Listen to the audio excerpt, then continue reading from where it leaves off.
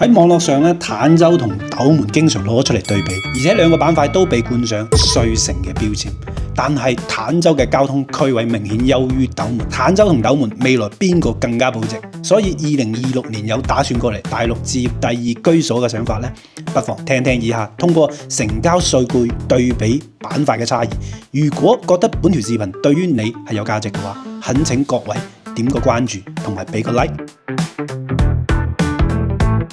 首先喺呢度表明啊，房產保值呢個話題咧係偽概念，尤其係供應量大嘅居住板塊。港澳地區過嚟大陸置業嘅群體，有相當大嘅一部分係準備養老度假，而呢班老友記咧通常會優先選擇東山嘅坦洲、三鄉以及神灣等板塊。一方面，呢三個鎮係比較靠近珠海，同時好多屋苑咧亦都有港澳兩地嘅 shuttle 巴士。當然，最重要嘅係因為價錢相比珠海普遍有將近一半嘅差異。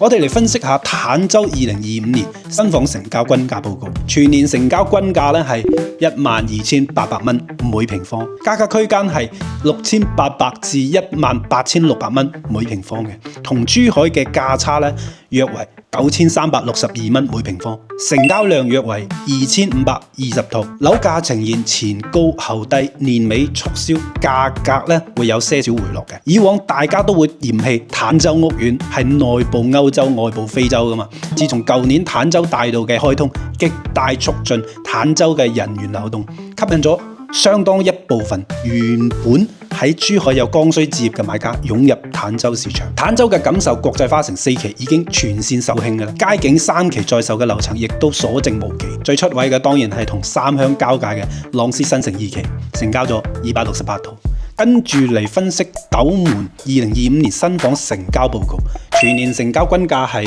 11,856蚊每平方，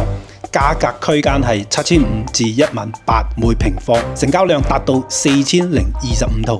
樓價呈現前高後低，年尾企穩嘅咁樣嘅態勢。當然坦洲只不過係中山嘅一個鎮啫，而斗門係成個區範圍極大嘅，而且成個斗門嘅產品同坦洲係比較相似嘅，唔同就在於坦洲嘅小戶型好賣，而斗門嘅中等面積段好賣。隨住號稱萬戶大盤嘅華發又一城全線售罄，成交咗約772套，同時西榮上官嘅價格放水咧，成交咗330套，支撐起斗門全年1/4嘅銷售任務。而且有數據支撐說明啊，坦洲嘅供應量逐步增加，而斗門嘅新增供應量咧正在有計劃咁樣減少嘅。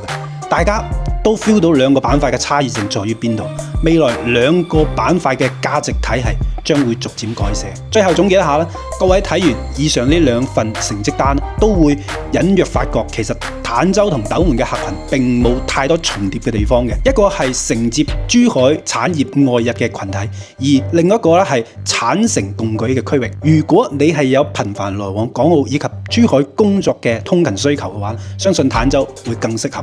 而斗門嘅產品咧更加單一，因為呢邊咧有產業工人，而且好多剛需家庭咧係有學區嘅需求。無論揀邊個陣營，舒服方便先至係最緊要嘅。